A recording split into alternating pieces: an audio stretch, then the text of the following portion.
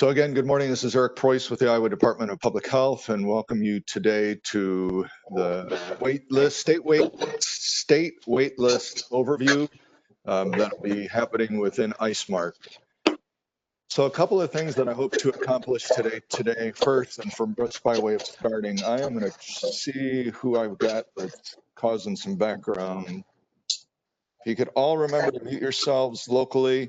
If you're on by phone, you can use your *6 option to mute. That will help cut back on the background noise. We've got over 50 people on right now, so very important for everyone to be muted. And certainly give permission for you to ask questions as we go through this. I know there will be a lot of questions as we go through. And I've got chat open here, and certainly Pat and Mary and Tanya, if you're on, you can sort of monitor that chat as well as if I miss something as it comes in, have that open up on my other screen. So it's a fairly momentous day talking with you about the state wait list. And again, we only have IPN providers on this call. Potentially, the use of the state wait list could expand beyond the IPN, but for right now, that is our test group. And part of that is the rationale behind the block grant requirements that we have a capacity management system. And part of that capacity management system is also to have a statewide wait list. And that monitors a lot. And most of that is really focused, as many of you know, is on the high priority populations. So that's going to be your persons who are injecting IV drugs, and then our women who are pregnant that are seeking services across the state. Many of you have your own internal wait list processes that you're using and have been using very effectively, but the weakness in the current system is there's not a way for the state right now to have a view of the waitlist activity that's going on across the state and have access to what are the wait lists on every single program. And so that is what has moved us in the direction to create this state wait list within ISMART. Now, this has not been set up in production at this point. It's 100% set up in the training environment. All of you will be able to log in, and I'm going to kind of walk through what is very much a draft waitlist guide. Was working up to it even this morning to try to get it finished for you. This will be distributed to you by the end of this week, and we'll probably have some internal discussion between now and Friday as to when we want to launch with production, because we have some setup to do in production.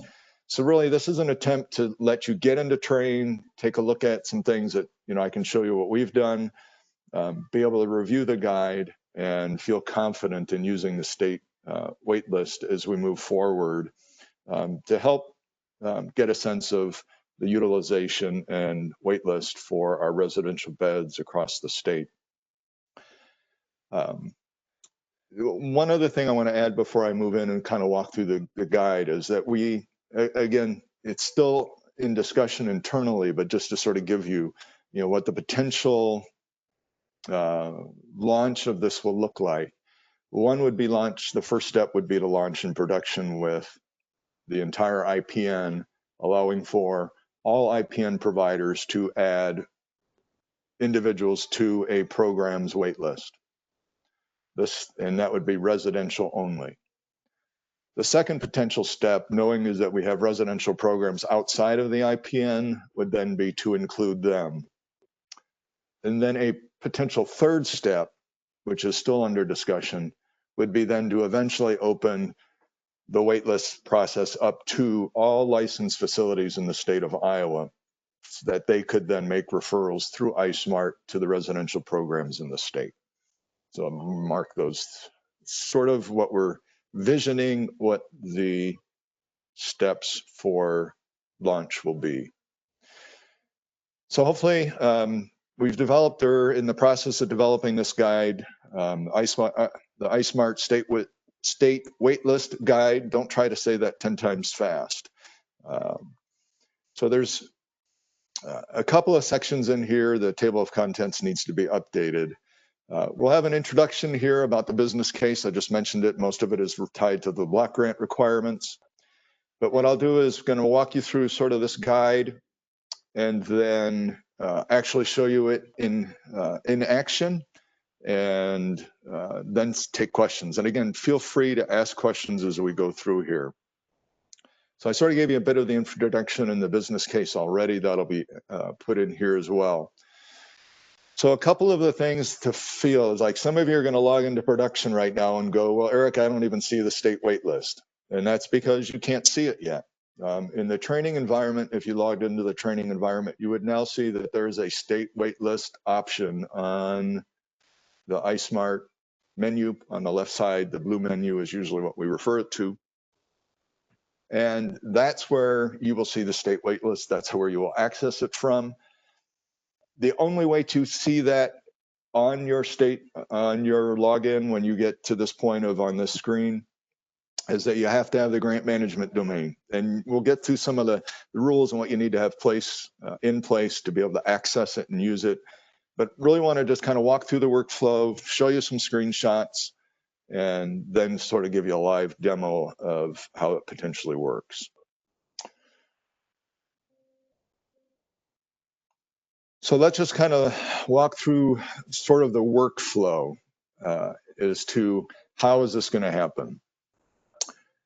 So the first thing to know is in order to place a patient on a wait list for any of the programs that are participating is that a client profile has to be created. So in the production environment, some of you are using iSmart as your data reporting tool. Then most of the time you're going to have that client profile already created because you've done a placement screening that's made a recommendation that they in fact are needed to are appropriate for a referral for a residential program. So you already have that client profile. If you are an agency that is currently reporting data directly from your electronic health record to the central data repository, then in order to make a referral within the state waitlist process, you would have to create that client profile. But I'll be very clear, that's all you have to create within iSmart is to create that client profile. So it's just, and I think many of you are familiar with that process, so I won't even demonstrate that unless there's specific questions on there. The user will then determine which agency the programs, the waitlist, and the patient will be placed. They'll create what's called a client waitlist profile. And again, you'll see screenshots of this in a little bit, just to give you several run-throughs of the process so that when we get to the demo part of this, that the flow will seem somewhat familiar, at least you've heard it a couple of times. So you're going to create this client waitlist profile, which is going to look very similar to other profiles that you've seen within iSmart. Probably the two biggest pieces in that client waitlist profile on there is the term of, or the use of the consent. Many of you know that iSmart has a consent process within it, but this is not tied to that consent process. You can certainly create a consent within iSmart if that's what you want to do. But again, most of you have consent processes outside of iSmart. But the number one rule here is that there's going to be a question that's asked on that waitlist profile. Is a consent signed for every program that you're placing the participant or the patient on? Because if it's not signed, you will not be able to place them. You'll have to answer the question no, and it won't allow you to complete the process. So, and again, it's basically you validating that you have that release signed. That's very important because it's one of the rules behind the scene that says you can't put anyone on the wait list because there's going to be some protected health information that's going to be on the wait list, very small amounts, but we have to make sure that you have that consent signed in order to put someone on the wait list. Let me see if I can find who's making the noise here. I don't know if someone can help me see who that is. All right, it seems like it's better now. So that's first, really, that's probably the biggest piece starting with is just the consent has to be signed. Then there's some nice little things that go on behind the scenes is that once you place someone on someone's wait list, that they're going to get a notification from iSmart that someone's been placed on their wait list. And Then there's an activity that's going to go on to the referred program. So those residential programs that are on the call today, there's going to be actions that you're going to take as the referred to program to either reject it, to say, hey, I've got a pending admission in 2 weeks, and so I'm going to put that date in there, that I'm admitting them, and that basically closes it off. Or they can also have a status of closed, which is basically indicating that I couldn't locate the patient, I wasn't able to get a hold of them, and it then sends a notification back to the referring program as to whether or not they let them know that, hey, we weren't able to find the person, we had to close it. There's a closure reason that'll be given, and it's the notification back to the referring program of saying, hey, sorry, we couldn't help you. So let's see, we got a couple, couple questions. So when you provide the website for the train environment, yes, absolutely, we'll do that when we get going here. Is the waitlist only for IPN patients as an agency is referring to residential programs? This would be for any pay source. So realize that these are high priority patients, and some of these high priority patients may not be IPN eligible, but they are still required from block grant purposes to be seen within the required time frames. So good. And Pat put the reminder in there about muting your lines. Thank you, Pat. So that's a waitlist status. If the receiving agency decides to move forward with the referred patient, then the waitlist status is sent to pending admission, and then a planned date of admission is entered. When they actually get admitted, then the referred to program would go in and say, yes, we've admitted them. And again, at each one of those instances, a notification goes back to the program that made the referral so that they are aware of the status. And why that's important goes back to the interim services for high priority populations. Now, really the focus of the state waitlist is for those high priority populations, but it can be used for any patient in residential care. So just know that in the background, and you'll see how the waitlist differentiates high priority populations when we show you a couple of screenshots here. So if it's rejected, if it's closed or admitted, then that client waitlist profile will be locked and it ends the workflow. Both the referring agency and the referred to agency, I know that'll get confusing, the referring program and the referred to agency, both will be able to see that referral on both of their lists. And again, you'll see that here in a little bit, and what the current status is. A couple of notes that are in here is that the user can choose to set the patient's wait list to closed at any time before the patient is admitted or rejected for the following reasons. And that's, I mentioned this earlier. There may be another pending admission to a program. So Eric, you're going to ask, well, Eric, why is that an option here? Well, when you make a referral, there is going to be an option in that waitlist profile, that client waitlist profile.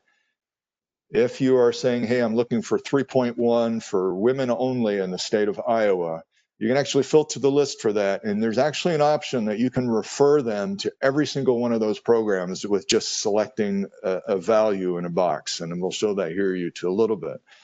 And the same point as we just understanding that if that's then 4 programs, and there would need to be 4 consents signed. And what happens in the background is that if you've referred to 4 programs, whoever is the first referred to program that moves them to a pending admission, the next step in the line. So it's referred as the first status. Then if someone gets to a pending admission and schedules a date in there, the system will close out that referral to the other 3 programs. Hopefully that makes sense to everyone. So it's very dynamic.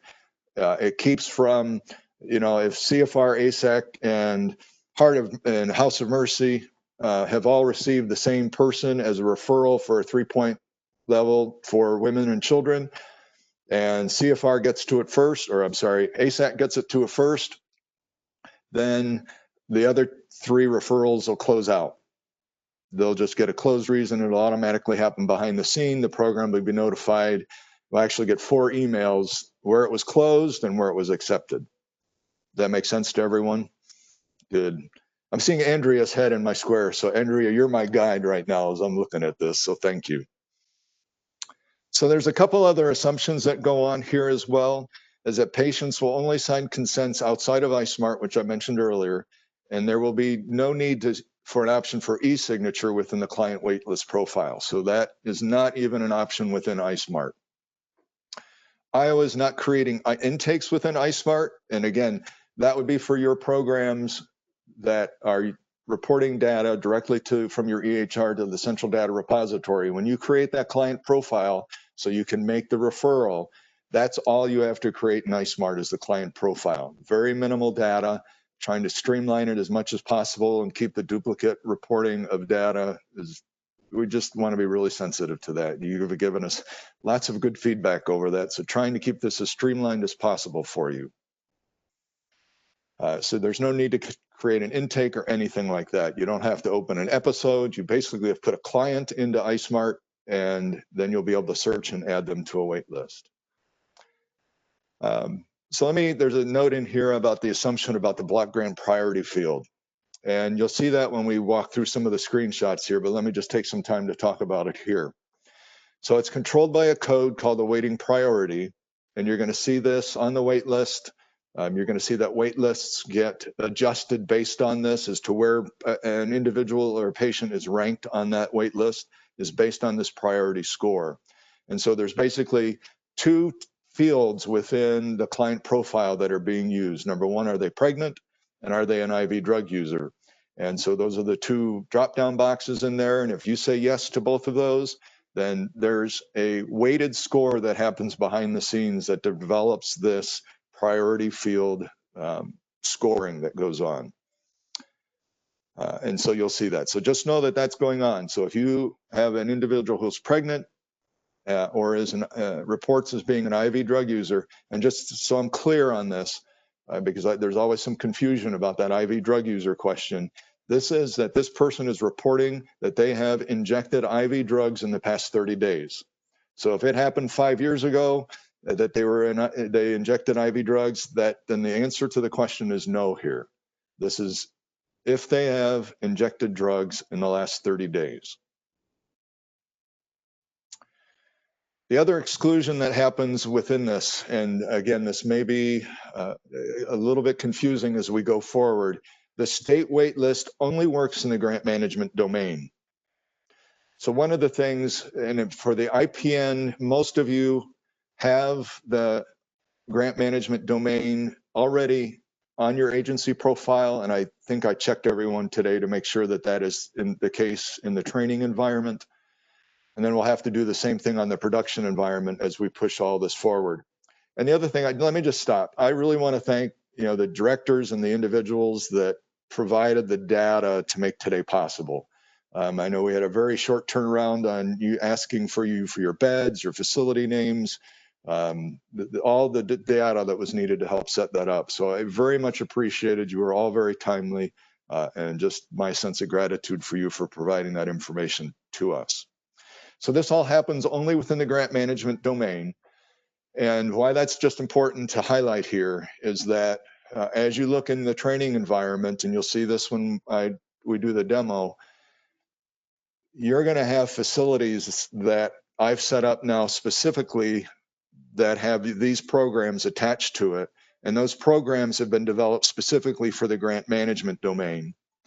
And where this is important is that when we get to production, you may find that we're going to create a new facility for you that may not exist right now, that's going to have your programs attached underneath it. And then there's not going to be much of a confusion because that facility name doesn't currently exist within iSmart. For those where we're putting these programs underneath a facility that already exists within iSmart, it may be duplicative of another residential level of care that you already have in there. But when we set up this program for the wait list, it's specific to the grant management domain. And you'll see this when we hit the screenshots here. But again, repetition will be important and hopefully won't cause too much confusion as we go through that. So it's potential when we get to production that you could have a facility that might have 2 residential programs one that's being used for the substance abuse domain, and then one that is being used specifically for the grant management domain and the wait list.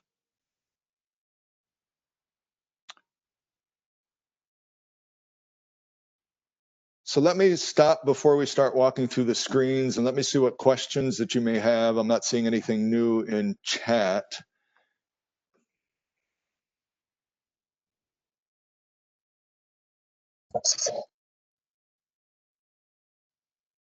If you got a question, feel free to unmute.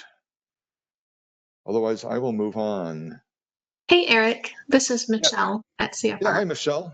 So I had a question. So this wait list, is it only going to be for IPN providers? So only IPN providers would be putting people on the wait list at this time. So all other places that refer to us would not use this. Is that correct? That goes back to my earlier, great question, Michelle. And there's going to be a sort of staggered layout or launch of this, that initially it's IPN only. So it would be only IPN that would be making the referrals through iSmart. Now, that wouldn't necessarily keep CFR from using the wait list that say, hey, you got a referral from another agency outside of the IPN. You could actually put that referral in your system into iSmart if you wanted to. What we want to be aware of and responsive to is the need not to do duplicate entry. And so if you have established a waitlist process already to handle some of those non-IPN referrals or even non-SUD treatment referrals, so maybe you have a mental health agency that refers to you potential referrals, again, that wouldn't be, that wouldn't necessarily be captured within the system.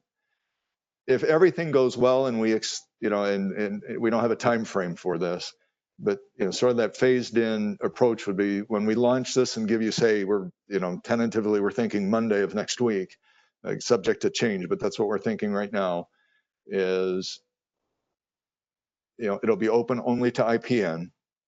Mm-hmm. And then the next step would be potentially to open up the other residential programs outside of the IPN that are accepting referrals statewide. And then the third phase would be open it up to all licensed programs to make referrals through the state wait list. So that's sort of the three. Does that help answer your question? It does. I think it does make it a little complicated for those of us who already have a wait list plan, right? And I also am wondering, let's say that there's a client that's referred to, the residential programs and no one takes them. How is that managed? Because there are times, of course, when, we are not able to take clients, and so we refer them to outpatient IOP. What would happen with those that really are put in IOP? Like, how are we going to manage all those? And, I guess I'm just wondering, what is, what is IDPH doing with this wait list? Is it going to be like, oh, everybody has to take them within a certain number of days? Because I don't think that's going to be possible.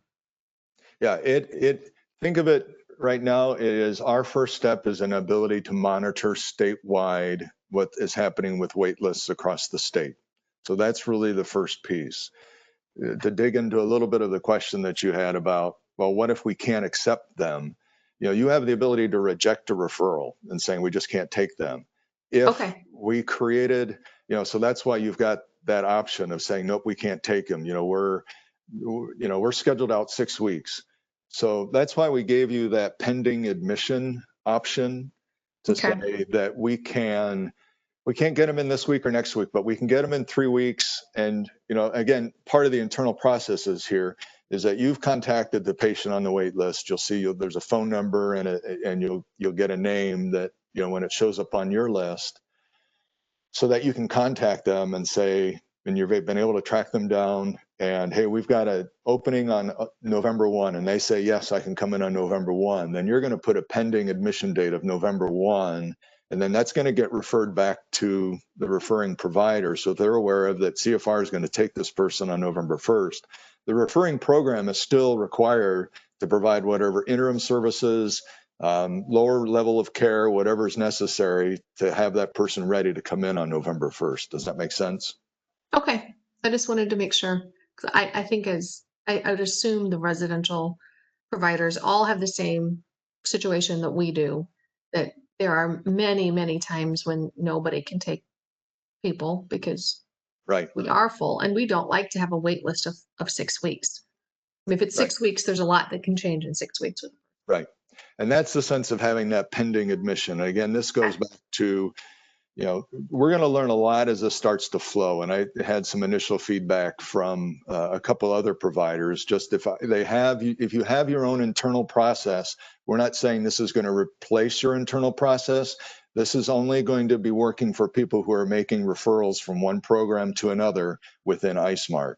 So if you've got a process that's happening outside of iSmart from non-iSmart or non-CDR reporting agencies, continue to do that. Don't change, do anything.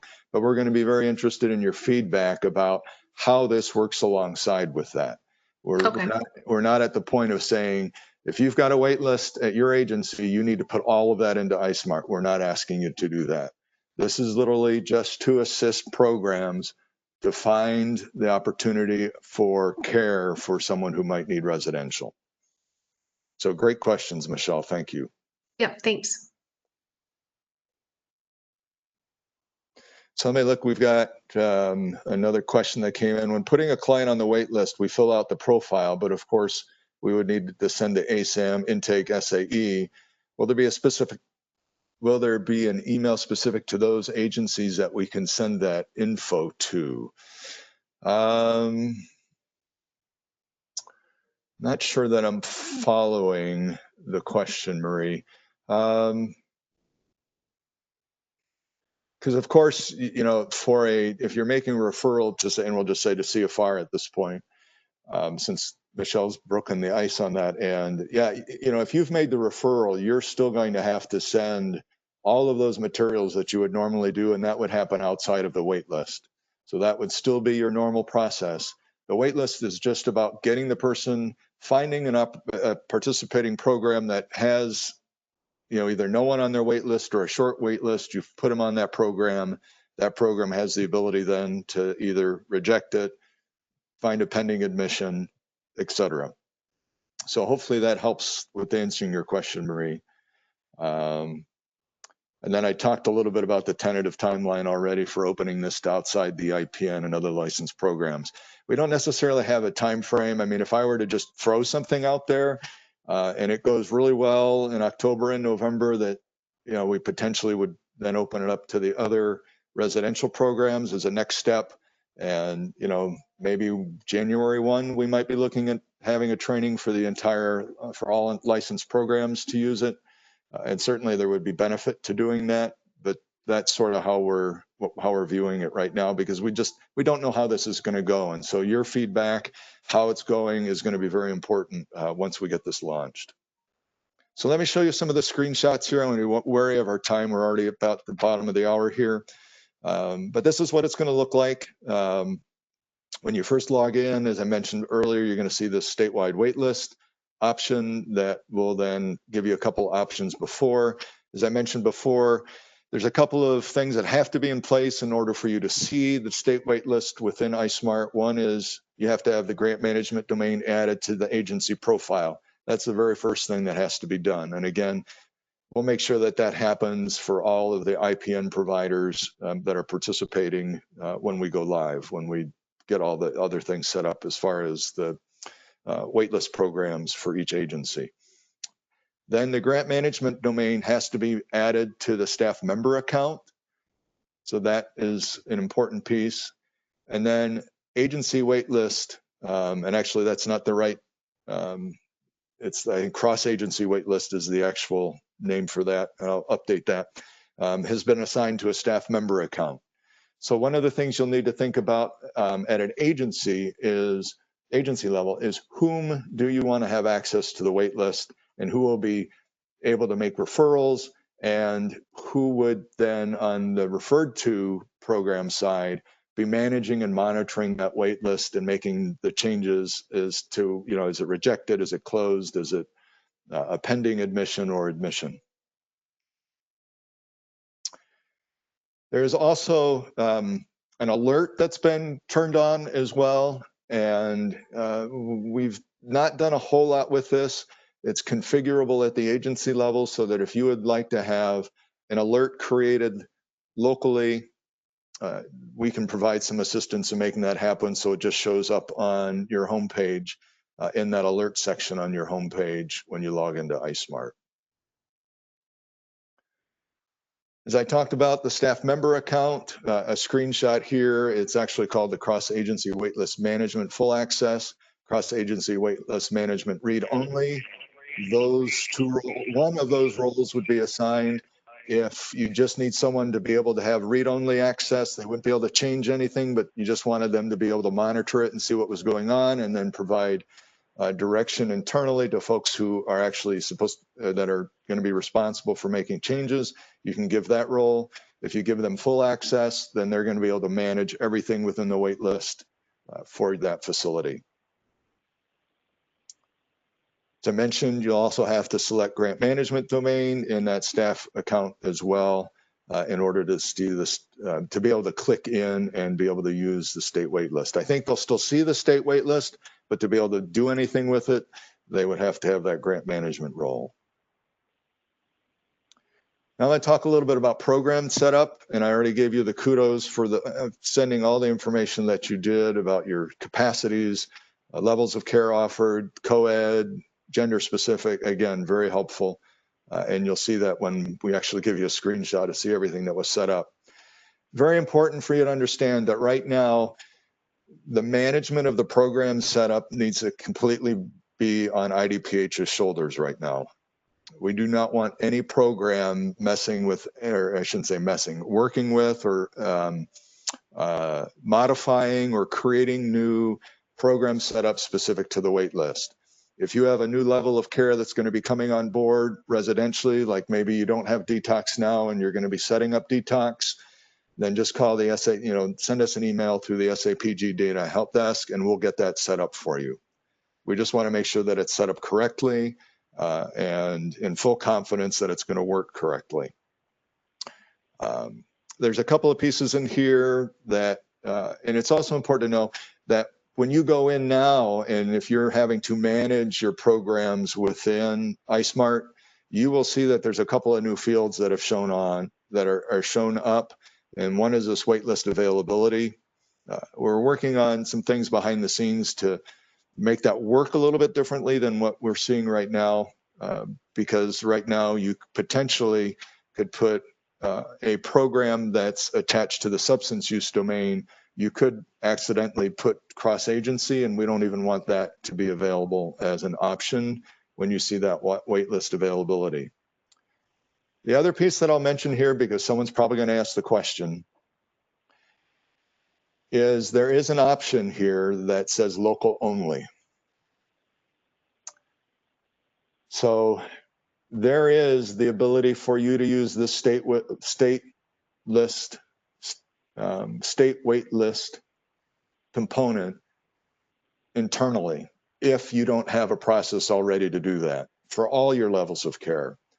If you've got interest in using iSmart to do that for your agency, then please contact the help desk and we'll schedule a specific time to kind of walk you through that process. I just mentioned it here because you're going to see that option local only. You're going to know about what it is. That's what it's about. Please don't use that without first contacting the department so that we make sure we've given you some good guidelines and technical assistance on how to use that. If you would like to use it, the state wait list within iSmart as the wait list for your entire program, your entire agency.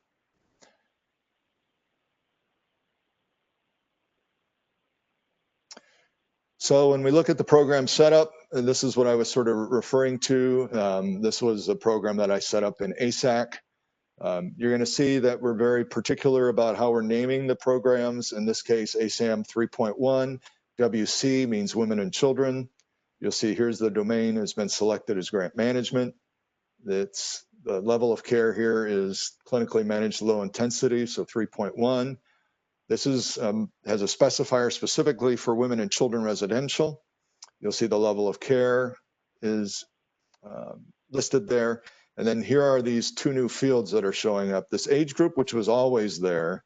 There's only two options there, adult and youth. We've limited those both at this point.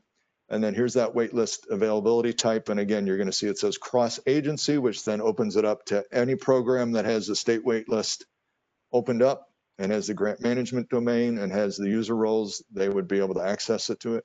Then the other piece is that we've got this gender specific, and there's this other one, residence. And both of those are technically fields we want to make sure are required, then are filled in. And again, I've taken care of that for you for all the program information that you've set up.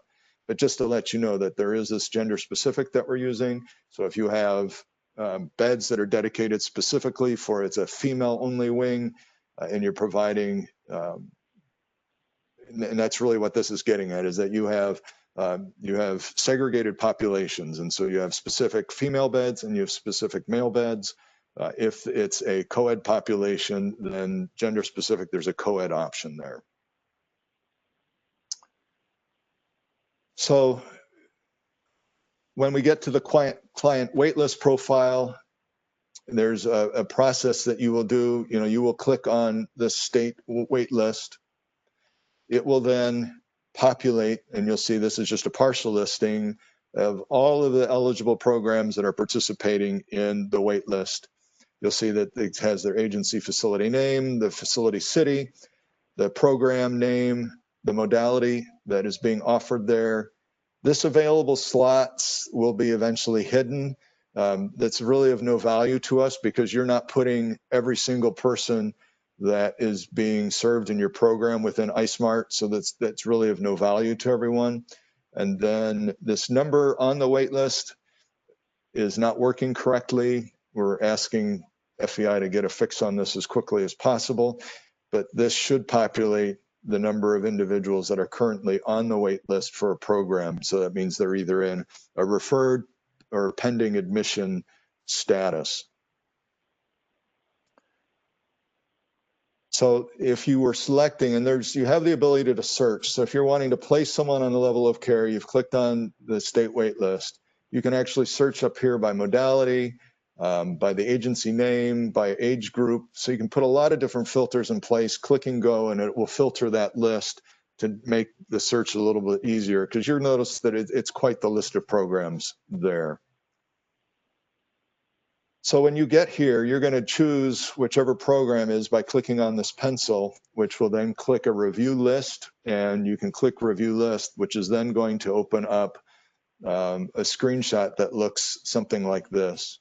So here in this case, I chose the Heart of Iowa program, 3.1 Women and Children's program. It's going to tell you how many available slots, but again, don't pay any attention to that. And then really your next step is going to be add a client to the wait list. And you'll do that. And you'll see a profile screen that looks something like this that's going to show up. You're going to fill it in. I'll show that more to you in the demo. So who we have playing some beautiful music for us. Found them. All right. Yeah, I'm sorry that some of this is, when we get to the demo, it should be better when we get into iSmart. I know this with some of the screenshots, it's kind of small to read. I can see if I can make this a little bit larger. Fill up the screen a little bit more for you. And Eric, we can all do that as well, and it does help. So I put suggestions in the chat to help people with that. Yeah. So a couple of the fields, required fields, when you're putting someone on a wait list, it's going to show you the program that you selected. A lot of stuff is grayed out. You don't need to pay any attention to it because some of it is interactive with how you fill in other fields. You're going to put the date on the wait list. And again, we're hoping it's real time. So you're going to probably put today's date in there if you're putting it on today. But if it happened yesterday and you didn't get a chance to put it in, you know, you can backdate it, but we really want it to be as real time as possible. Client name, and you'll see this when we get in there, you're just going to do a search for the person, and if there's a client profile, you should be able to just put a last name or a first name in, and it will give you a listing of those patients, and then you would just select. It will then fill in their unique client number, date of birth, social, gender. I think if there's a phone number, it will pull forward. If not, I think we've asked it to show because we want to make sure we update a phone number, because this is the phone number that's going to go on the wait list for the referred to program to contact. If they're an IV drug user, again, as we mentioned earlier, they've used IV drugs, injected IV drugs in the past 30 days. If the person that you've selected is a female, gender will show up female, and then this pregnant will also become required. And if it's yes, then we ask that you also put the projected due date that's reported by the patient. Are you going to add the wait list add to all wait lists for this modality? It defaults to no, so that initially you're only referring to that one program. If you would select yes here, it would then refer to every single 3.1 program, not necessarily female, but it'll look for any 3.1 program at that level or across the state that has that modality. So just know that that will happen if you select yes. In our eyes, we felt it was probably better to maybe put separate referrals in so you know exactly which ones they were going to, rather than just this wide broadcast of putting it on potentially 10 programs and you having to go figure out, okay, what are those 10 programs? We thought it was better to err on putting it at no, and if you want to put in additional referrals, it would probably be, that would be a better way to go to control and not have to worry about, do I need 10 consents, 5 consents, 3 consents based on what's on that list. How is the patient informed? How is the client informed of the disposition? So when you are entering, and again, this is the intent of this being real time, that when you put this information in the system, that, you know, the patient may be on the phone, they may be with you in the office, so you're going to select the correct response there. And then here's the response regarding, is the consent signed? And just yes, no is the option there. If you select yes, it's going to let you save it. And if you click no, it will not allow you to save it to the wait list. So I think I covered most of this that's in here earlier. Talked a little bit about that business rule already. So once you get to the point of I filled in all the information and you click finish, you're going to get this. Are you sure that you want to add, in this case, it was Sarah Boone, a fictitious Sarah Boone, to this program? And we would go ahead and click yes. And then what will happen is you will see this appear on their client wait list. And this is showing who the program was, who placed it. This person was pregnant, and so the due date. They were also an IV drug user or a person who is injecting IV drugs. How many days they've now been waiting. Their priority score, which in this case, you've got a pregnant individual who is injecting IV drugs, they get a score of 5. And so that's the highest score that can happen, I believe. And you're going to see the status is referred. And so when you go, and you'll see this when we go live, you'll be able to manage this on both sides. So the referred to program will now see this individual, and the referred program will also be able to see this, that they've made the referral. Eric, this is Lori.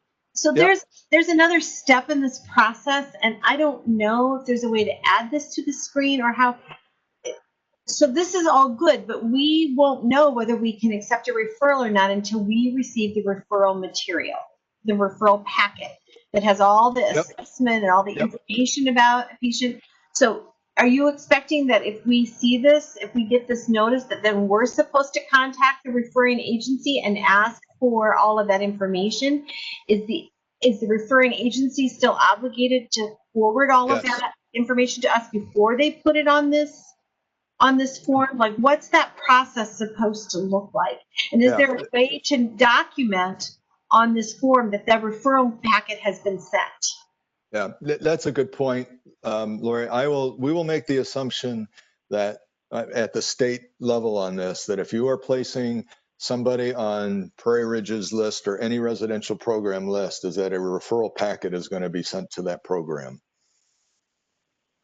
And that obviously you and the residential program certainly can reach out to the individual that's been placed on the list, but you can't really take any action until that information is received from the referring program. So really, this lays upon the current processes that are in place and better informs, but yeah, we can take that back to see what else we would do in here, but I would put the direction at this point that if a referring program is making a referral to a residential program, is that still part of the expectation that's not necessarily captured within the wait list process, that information still needs to be sent just like it is now. Thank you, because I would hate for it to look, for example, like Prairie Ridge was ignoring somebody who's a priority on a wait list. Like we were just ignoring it, if what I'm really doing is waiting for a packet of information that I haven't received. Right. So in this case, you're going to leave it in that referred to status. And I guess, we could potentially, and we can talk about this internally about, is there another status that we can potentially add that says, okay, referred, or, do we put something in there like says waiting? I'm just making something up off the top of my head that you can go in and say, hey, we're waiting. And that simply just means you've not received the material yet. And that notifies the program that we haven't gotten the stuff yet to be able to contact the patient. Eric, this is Lisa Cole, also from Prairie Ridge. Yeah, hi, Lisa. Hi. I really like the idea of being able to go in there and acknowledge that we received the paperwork and we are reviewing it. So just some form of communication between the facilities, Yeah. letting each other know that we've got this information and we'll be in touch. Good feedback. I got to open up my little notepad over here.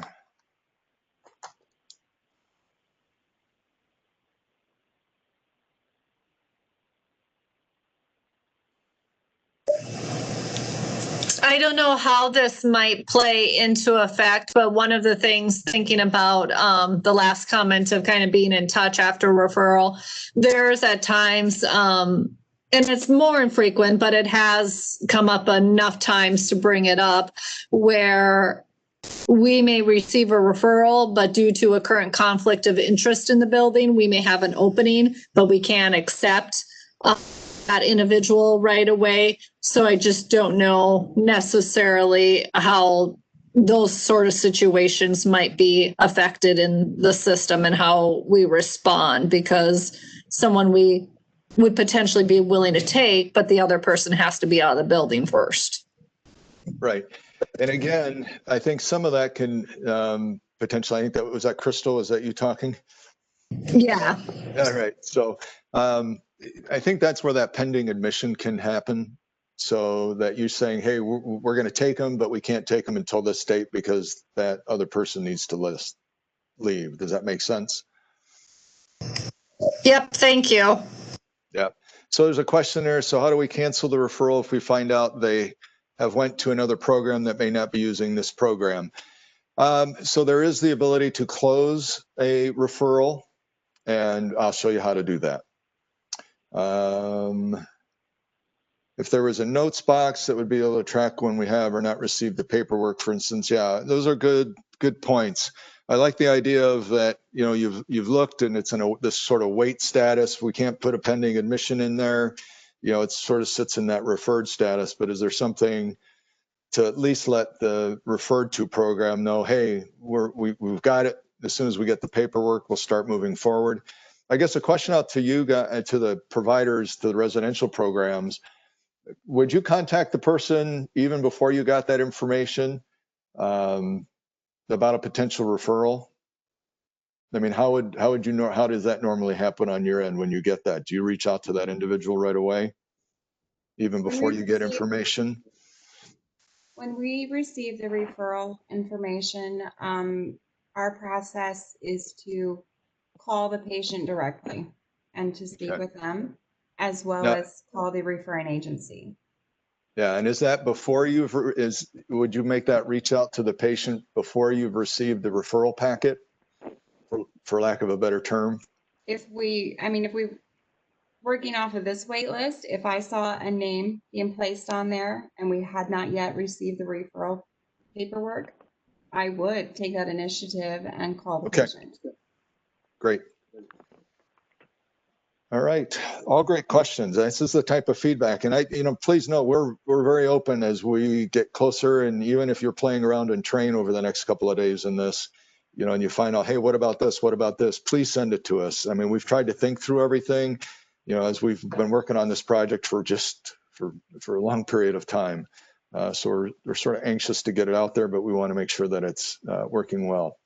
So I know we're getting close. We may run a little bit over. I know we are recording this, so if some of you have to bail, have to leave around noon, I understand that. But I really do want to walk through that demo for you so you can see what it looks like live. So after you get to the point here to be able to say the client wait list, you see it's on there where the referral's been made. And then let's talk a little bit about the wait list statuses that are there. There's also a ranking that goes on. So priority is always given to the highest number of days waiting, and then the priority score will then trump that. So in this case, this priority score is a 5.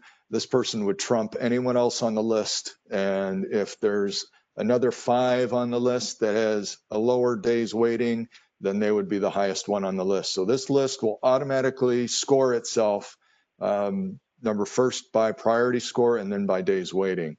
And so it's a very easy way for the program to kind of see who's the next priority person to admit or consider for admission. There's two parts, this my programs and my clients. We're going to talk about my clients here real quick. So again, this happens, think of my clients as the ones that I've made referrals to. And so when you click on my clients, it's basically saying, these are the people that I've referred to other agencies, and it's going to show you, in this case, I've given you a screenshot. And again, some searchability up here to filter the list. And this is just showing a listing of all the referrals that, in this case, is the agency being IDPH, made all of the referrals to these different programs. And then you'll see over here the referred status. And so you can search, filter this list by status. So if you only wanted to see active referrals, you wouldn't have to see them on the list. Hey, Eric, it's Allison. Hey, Allison. Hi, I just had a quick question. So I'm in the training site and I'm looking at it, but I guess I'm just wondering, what am I missing? I have, some test patients in there, but where do I even find adding them to the wait list? It doesn't seem that user friendly. I will show you that shortly. So just hang in there. There is an add patient to the wait list, but again, if you don't have, we'll see about roles, because Allison, you may not have all the roles, and so that may be part of it as well. Okay, so that's something we should put all of our staff that are going to be referring, they should have roles? Yes, they're going to have to add that role. Otherwise, you may be able to see the state wait list, but you're not going to be able to do anything with it. Okay. So then for the referred to programs, you'll have this option of my programs. Now everyone has option, even if you don't have a participating program on the wait list, you can click on this and you just won't see anything listed. But for those programs that have a participating program on the wait list, this my programs is going to show you everybody that's on your wait list. And so here's a screenshot. I think I took this of ASAC, of just all the referrals. You can see the status. Those that have been rejected are in red. Those that have the pencil are the ones that are active. And so those are the ones you could click on the pencil and make a potential change in the status. And so this is what it looks like when you would click on that pencil. You'll see most of it is all grayed out, basically giving you sort of a snapshot of the client waitlist profile from the referring agency view. You get that same view here. And really the only thing you can change on here is the waitlist status. So when you bring it up, understand if you make no changes to this, the waitlist status will always be referred. But you'll see when we get to showing you an example of how to manage that you'll have the option. But basically you have the option to reject, have a pending admission. If you select pending admission, it then opens up this planned date of admission for you to put in a date. If you've admitted them, then the date of admission will then show up. There's also an option to choose closed. And if you do that, then there's a closure reason that will then be open up for you. As I mentioned, there's also a state waitlist notification process that goes on behind the scenes. And these are the 4 times of when notification is being sent to the referred to program. So when a patient is placed on a program agency's waitlist, so that's actually an email being sent to the program saying someone's been placed on your waitlist. When a patient is pending an admission date, then it's the email going back the other way to the referred to or the referring program. When a patient is admitted, same thing, going back to the referring program, letting them know that the patient has been admitted. And if the waitlist status is now closed, then that also is notifying the referring to program. And this is sort of an example of an email of what that looks like. So that's sort of walking through this document. Again, a few more tweaks that need to be done on the program or on this document before we'll get it out to that. We've got to run it through internal tracking or internal review to make sure I didn't put any typos or anything in here. But hopefully by the end of the week, we'll have this out to you, if not sooner.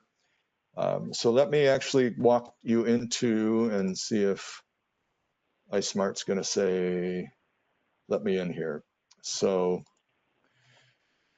for just demonstration purposes, real quick, when you click on statewide waitlist, this is now what it looks like. And this is what it will look like in production. So these are all of the programs, IPN programs that have residential. And again, as I mentioned earlier, if you want to search by agency name, you can do that. If you want to say, hey, I only want to look at for youth programs, and this would be adolescent programs, it will filter the list. So there you are. There's all of the programs in the state that are IPN providers that take adolescents. And you can see, potentially how many beds there are. But again, that's going to, not available beds, but it shows you what the capacity is across the state right now for residential beds.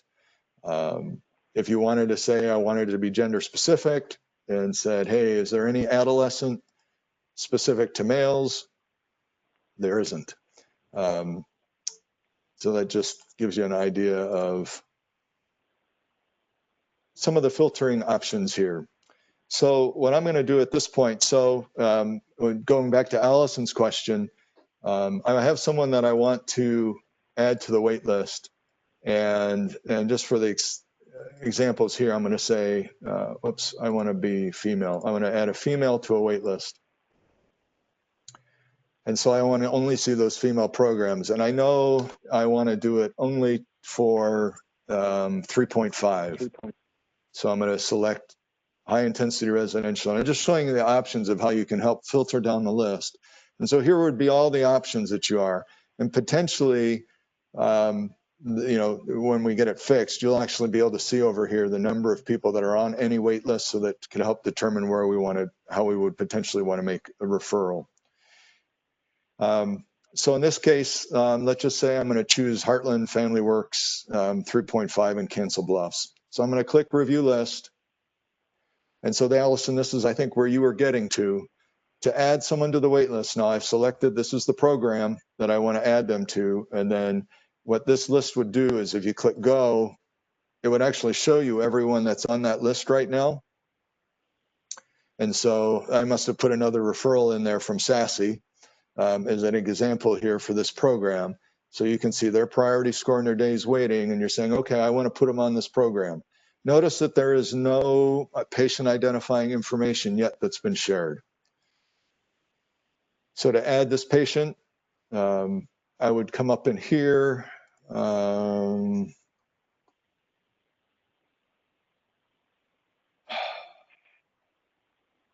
going to blame. Oh, hold it. Let's see.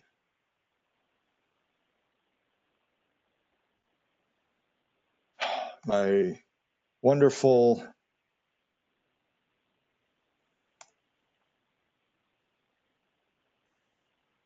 Google is messing with this.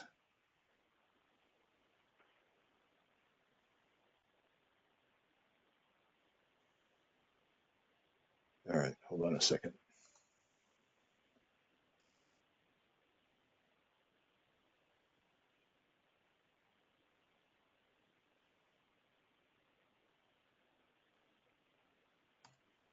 All right, bear with me here for a second.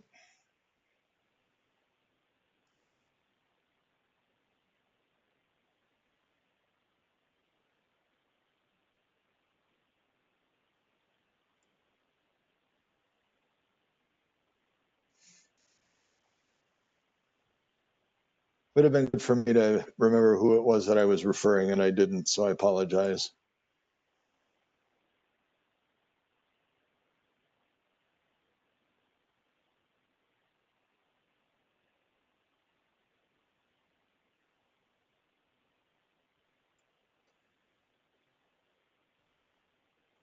A little delay, there we go.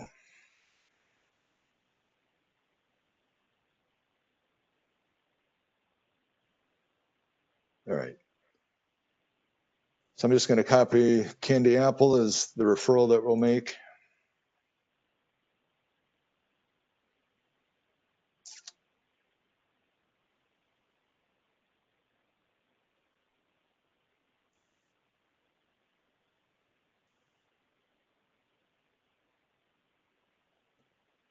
So we're going to do 3.5 for Heartland, for Family Works.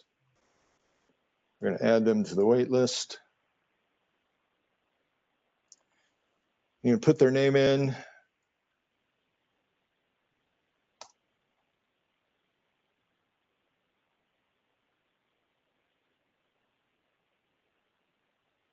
There we go. Must be the wife of Johnny Appleseed. If we say, yes, they're a drug user, in this case, we'll say, no, they're not pregnant. You know, you can update the phone number. You know, the date on the wait list goes in here. Again, we're just looking for one single program. We did this by phone. And, you know, we did an electronic way of doing a consent. So we've got a consent signed. And then you're going to click finish. And then you're going to get this reminder that says, hey, are you sure you want Candy Apple to be added to that wait list? And we're going to say yes. If you click no there, you lose all the work that you just did and you'll have to start all over to put that together. So now if we click go here, you'll see now that there are 2 referrals that have been made. And you're going to see now here how that priority score works is that, you know, there was a referral made here and she's been on the waiting list for 1 day and has a priority score of 3, and we'll get a priority over this individual that's now put on the list. Now, at any point in time in here, you can review this referral that you've made. And that one question that we would have to go to is, I don't know that there's a way that we can cancel it on this end other than to delete it. And that would take it out of the system, but we'll confirm that with you because that was one of the other questions that came up. We know how to close it on the other end. So I make a note of that, referring end.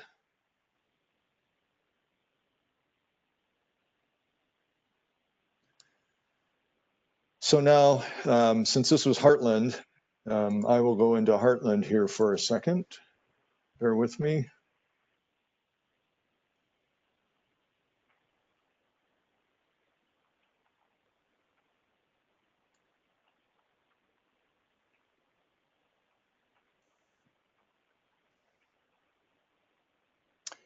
and then they would click on state wait list, and to manage, then they would go to and click on my programs. And then if they click go, and again, they can choose by modality here to filter this however they want. They can filter it by status if they want. For now, there's not many on that list, so we'll just click on go. And then these are all of the referrals that were made here. And you'll see that there were some when we were doing some testing earlier that were made. But here's the 2 current referrals. And so by clicking on this review button, you can choose which referral that you're going to take status. And if you are saying that I am putting them on a pending admission, and you're saying we can get them in on, October 2nd, you would put that in there, click on save. And then if you click finish, and then click go, you will see that, that status has changed to pending admission. If you came into this one and said, let's say it's a couple days down the road and you weren't able to find them, you would put a closed status, and then this closed region, this could be a pending admission in another program. And again, if there were multiple referrals made for this individual to the same level of care, and an admission was accepted, or the patient was admitted or a pending admission was scheduled, it automatically closes out the other one. So this doesn't even need to be done. It automatically does it behind the scenes. But in this case, you could put unable to locate, the person, and click finish. And then that will close. And what that is, and so for Heartland or for IDPH, I'm going to get emails that are going to say, hey, this is what's happened since this was a referral from IDPH.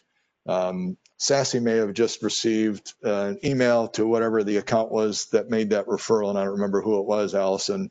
But in one of those email accounts, you'll see that you would have received an email that said, hey, a pending admission has been, or that patient has changed to pending admission. So, and just to close out the loop, let's just say, okay, we've decided we had an opening on this person already today, and you'll see that the pending admission, you'll notice the waitlist status always defaults to blank because we're asking you to update it every time you come in. If it's a date of admission, and it's still pending, you wouldn't make any changes, so you would just cancel out of it. In this case, we're going to say we admitted them, and we're going to say we were able to get them in today because we had all the information, we were able to talk to them, and we had a bed open up today. And you can click finish. Again, the notification is going, oh, I guess it won't let me do that. I don't know if it'll let me put a future date in here. We'll find out. But in theory, you would then go in on October 2nd, put that in there. We shouldn't be allowing future dates. So I'll make a note of that as well. All right, you guys have been good. I know we went about 10 minutes over.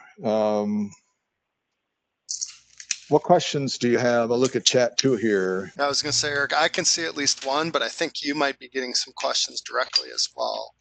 The one I see is from 1203 from Lynn. But again, you may have yours. So let's see. Pat, there was a question that you put about the standard referral packet. So that would be good for us to know, and potentially how we can incorporate that into the system for notification purposes. I think that's a great idea for us to consider. Well, and Eric, sorry, just before you go on, just so everyone knows, part of the process in us getting this out and why it has taken us longer than we would have liked is that we had to vet this through the Attorney General's office. Yes. So they approved exactly what can be shared. So you might see that, hey, I don't get a birth date, or I don't get a street address, I only get a phone number. That's because in the Attorney General's guidance, as far as what the consent that we have documented here can give us, the bare minimum is being shared. So we know that there's not much information there, and that referral packet that several of you have talked about is going to give you all that additional information. That's what you already do your work. We just probably won't be able to build much or maybe any of that in here. So that will continue happening independently. Sorry, go ahead, Eric. Yep, no, good point, Pat. So yeah, very limited information, and it's really just limited to that phone number. And again, that, as I said, how we had to vet it through the AAG's office. So let's see, a comment was made in here. I can see the benefit is for new counselors. I've often received referrals for levels of care that I cannot provide. So good. One last time, if we have a referral to residential and the client has some form of insurance covered, we're not going to use this waitlist process. No, any referral to residential care, regardless of payment source, you would use this process. Because remember, for high priority populations, pay source does not matter. And that's really our biggest goal on this, is to track those high priority populations and assure that they are getting care. You know, they're admitted within 48 days if they're pregnant, or 48 hours if they're pregnant, and for if capacity is available, and 14 days for those who are injecting IV drugs. And I guess, and I didn't mention this earlier, when a referral is made to a residential program for one of those high priority populations, the referring program is still required to provide the interim services till such time as that they arrive at the residential facility. So just please know like that, and you should be submitting those, putting them in, et cetera, and offering them. Again, offering them, they may not choose to receive them, but then document that you at least offered those interim services. So I know that was a lot of information to try to get into an hour. We've gone about an hour and 15 minutes. I appreciate your graciousness in staying on. We've lost some people. We will record that, you know, as I said, we've recorded this. We'll make it available. Certainly, you are able now to log into iSmart. Some of you are asking, you know, what's the URL? I will copy it and put it into chat so that you have it. And if you need assistance with getting accounts set up, or have some issues with accessing, please let the help desk know. We'll be glad to assist you with getting access to that. So another question, Paula, you're asking, we use this wait list for priority populations regardless of payment source. If they are not a priority population and have insurance, do we use the list? Yes, we encourage you to continue to use the list. But again, those are for referrals that are only being made via iSmart. You know, that's basically, if you're making a referral to a residential program through iSmart, regardless of payer source, please use it. If, you know, for the actual residential programs that have wait lists, you may have other ways of handling some of that outside of iSmart. We're not asking you to change any of those processes. This is really to assist those non-residential programs as a way to make those referrals to residential programs. Yeah. And we are excited about this as well, but again, very, you know, dig into this. We'll try and get the, you know, maybe we can send a draft out so you've got the draft to look at and walk through that. We'll try and get this posted as quickly as possible. And tentatively, we're looking at October 5th to launch this. But we'll send that notification out by the end of the week. If we decide that, we may delay a week if we don't have all the notifications ready, or the guide ready for you, and get that out to you. But again, you've been gracious with your time today. Thank you very much, and look forward to. Oh, I'm sorry. One final question: is our regular iSmart login credentials to get into training? You will have a separate set of credentials for the training site, so it would not be the same as your production site. So I'll put one more call out for questions. I'm looking at chat, not seeing anything else there, but anyone else have any parting questions before we sign off?